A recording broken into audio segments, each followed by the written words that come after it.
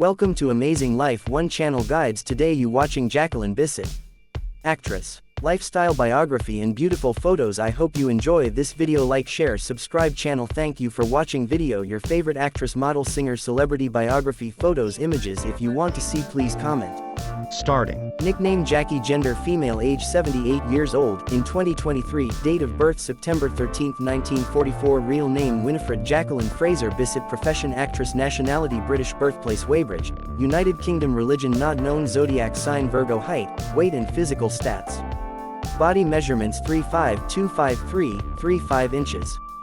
Body type hourglass. Height 5 feet 6 inches, 1.69 meters.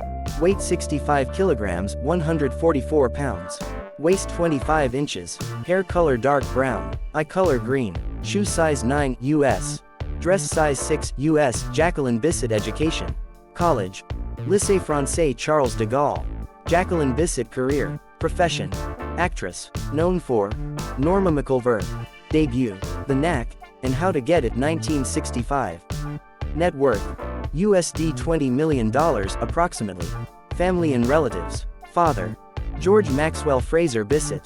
Mother, Arlette Alexander. Brother, Max Fraser Bisset Jr. Sister, none. Marital status, single. No of children. None past relationships. Emin Boztep 1994-2005. Vincent Perez 1988-1992. Alexander Godunov 1981-1988. Sean Ferrer 1980, Nick Nolte 1976.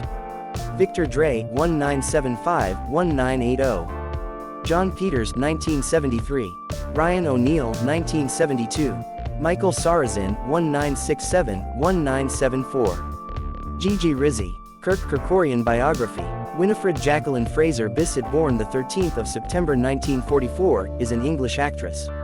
She began her film career in 1965, first coming to prominence in 1968 with roles in The Detective, Bullet, and The Sweet Ride, for which she received a Most Promising Newcomer Golden Globe nomination.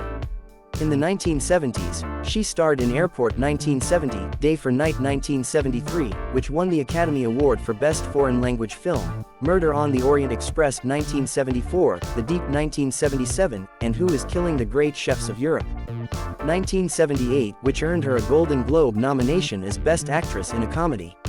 Her other film and TV credits include Rich and Famous 1981, Class 1983, her Golden Globe-nominated role in Under the Volcano, 1984, her César-nominated role in La Cérémonie, 1995, her Emmy-nominated role in the miniseries Joan of Arc, 1999, and the BBC miniseries Dancing on the Edge, 2013, for which she won a Golden Globe Award for Best Supporting Actress Television. She received France's highest honor, the Légion d'honneur, in 2010. She speaks English, French and Italian. Early life. Bisset was born Winifred Jacqueline Fraser Bisset in Weybridge, Surrey, England, the daughter of George Maxwell Max Fraser Bisset 1911-1982, a general practitioner, and Arlette Alexander d. 1999, a lawyer turned housewife. Her mother was of French and English descent and her father was of Scottish descent. Bisset's mother cycled from Paris and boarded a British troop transport in order to escape the Germans during the Second World War. Bisset grew up in Tilehurst, near Reading in Berkshire, in a 17th-century country cottage, where she now lives part of the year. She has a brother, Max. Her mother taught her to speak French fluently, and she was educated at the Lycée Français in London. She had taken ballet lessons as a child, and began taking acting lessons while working as a fashion model to pay for them. When Bisset was a teenager, her mother was diagnosed with disseminating sclerosis. Bisset's parents divorced in 1968, after 28 years of marriage. Her father died of a brain tumor in 1982, aged 71. Her mother died in 1999. Career. Early roles. Bisset first appeared uncredited as a prospective model in the 1965 film The Knack, and How to Get It, directed by Richard Lester. She made her official debut the following year in Roman Polanski's Cul-de-sac, 1966, credited as Jackie Bisset. She had a tiny part as a dancer in Drop Dead Darling, 1966. In 1967, Bisset had her first noticeable part in the Albert Finney, Audrey Hepburn vehicle 2 for the Road, as a woman in whom Finney's character is romantically interested. It was made by 20th Century Fox, who put her under contract. Bisset had a more sizable role in the James Bond satire, Casino Royale, as Miss Goodthighs. Rise to fame. Fox then cast Bisset in her first lead part in The Cape Town Affair, opposite James Brolin. Filmed in South Africa, she gained mainstream recognition in 1968 when she replaced Mia Farrow for the role of Norma Meekiver in The Detective, opposite Frank Sinatra. The film was made at Fox, whose executives had been impressed by Bisset's performance in Two for the Road. In the same year, she co-starred with Michael Sarrazin in Fox's The Sweet Ride, which brought her a Golden Globe nomination for Most Promising Newcomer. She capped her year as Steve McQueen's girlfriend in the police drama Bullet, which was among the top 5 highest-grossing films of the year. Stardom. In 1969, Bisset had the star role in the sex comedy The First Time. In the same year she appeared in Secret World. She was one of the many stars in the 1970 disaster film Airport. Her role was that of a pregnant stewardess carrying Dean Martin's love child. It was a huge hit. She had another starring part in The Grasshopper, 1970, which was little seen, and was in The Mephisto Waltz, 1971, with Alan Alda. Bisset had the lead in a comedy Stand Up and Be Counted, 1972.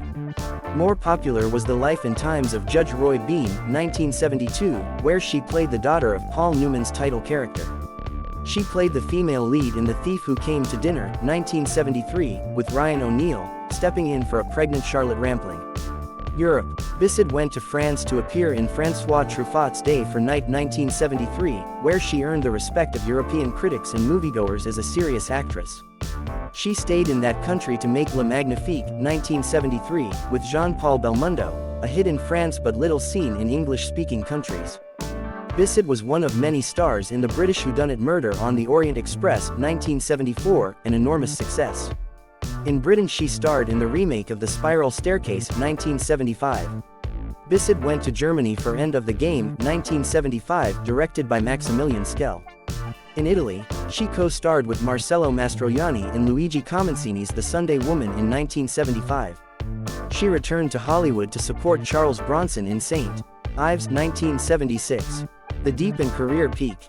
In 1977, Bisset gained wide publicity in America with her movie The Deep. Swimming underwater wearing only a t-shirt for a top helped make the film a box office success, leading producer Peter Guber to quip, "That t-shirt made me a rich man," and led many to credit her with popularizing the wet t-shirt contest. At the time, Newsweek declared her the most beautiful film actress of all time. In 1978, a UK production titled Secrets that Bisset had made in 1971 was released in the United States. The movie featured the only extensive nude scenes of Bisset's career, and the producers cashed in on her fame. By 1978, she was a household name. In that year she earned a Golden Globe nomination for Best Actress Comedy for her performance in Who is Killing the Great Chefs of Europe, and starred opposite Anthony Quinn in The Greek Tycoon, playing a role based on Jackie Onassis. After making Together, 1979, in Italy, she appeared in some all-star films, When Time Ran Out 1980 with Paul Newman, among others, and Ancient 1980 with Laurence Olivier. Her fee around this time was $1 million a movie. Both When Time Ran Out and Inchin were big flops. More popular was George Cukor's Rich and Famous 1981 with Candice Bergen, where Bisset also served as co-producer. One of her well-known roles was in Class 1983, where she played Rob Lowe's attractive mother who has an affair with her son's prep school roommate Andrew McCarthy. She earned another Golden Globe nomination for her role in John Huston's Under the Volcano, 1984, opposite Albert Finney. Bisset made a wartime drama Forbidden, 1984. For TV she played the title role in Anna Karenina, 1985, and did an abortion drama, Choices, 1986. Bisset had the lead in some comedies, High Season, 1987, and Scenes from the Class Struggle in Beverly Hills, 1989, playing a lascivious suburban widow in the latter. She was Carré Otis' employer, educator in the controversial erotic thriller Wild Orchid, 1990, with Mickey Rourke.